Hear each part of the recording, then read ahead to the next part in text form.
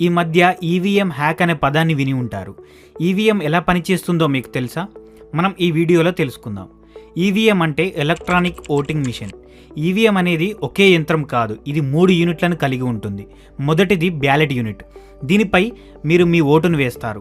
ఎడమవైపున అభ్యర్థుల పేర్లు మరియు ఎన్నికల చిహ్నాలు ఉంటాయి, మరియు కుడివైపున ఎరుపు లైట్లు మరియు బటన్లు ఉంటాయి. మీరు ఎన్నుకోవాలనుకున్న అభ్యర్థి పక్కన ఉన్న బటన్ నొక్కగానే రెడ్ లైట్ వెలిగి మీ ఓటు నమోదు చేయబడుతుంది. రెండవది కంట్రోల్ యూనిట్. ఇది ఇలా కనిపిస్తుంది. ఈ యూనిట్ పోలింగ్ అధికారి దగ్గర ఉంటుంది.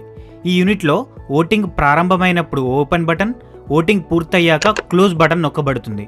దీనివలన ఓటింగ్ మొదలైన మరియు ముగిసిన సమయాలు ఇందులో నమోదవుతాయి.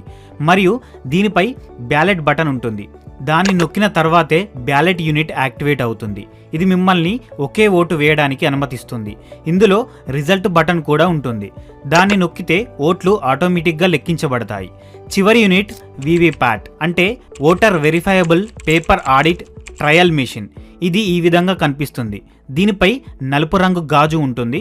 మీరు ఏ అభ్యర్థికి ఓటు వేశారో వారి వివరాలతో కూడిన స్లిప్ గ్రీన్ లైట్ వెలిగిన తర్వాత ఇందులో కనిపిస్తుంది. దీని ద్వారా మీ ఓటు సరైన అభ్యర్థికి వేశారో లేదో మీరు ఇక్కడ ధృవీకరించుకోవచ్చు. సరిగ్గా 7 సెకండ్ల తర్వాత ఈ స్లిప్ బాక్స్లో పడిపోతుంది. అప్పుడు మీరు ఓటు వేయడం ముగుస్తుంది. ఫ్రెండ్స్, ఈ ఇన్ఫర్మేషన్ మీకు నచ్చినట్లయితే please like, share and subscribe. Thank you.